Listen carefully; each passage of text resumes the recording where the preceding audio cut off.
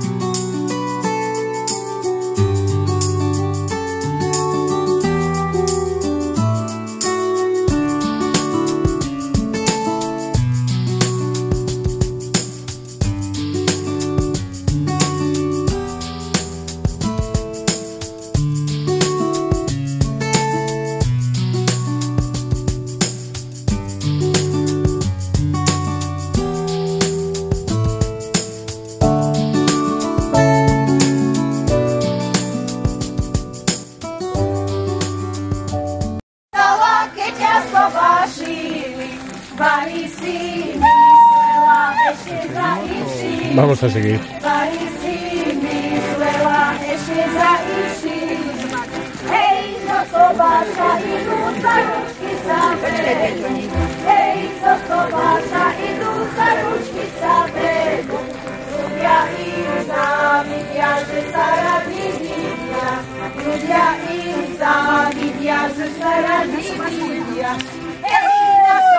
Po jednom, co sobášu dvaja.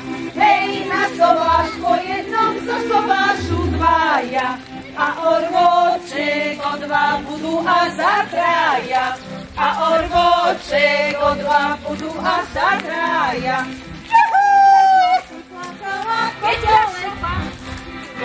Hej, prečo si plakala? Bari si myslela za iným mládencom.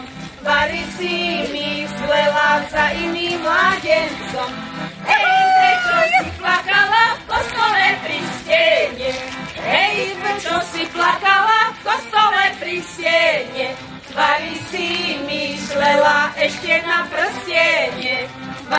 Aby tvoje deti, hej, čierne oči mali.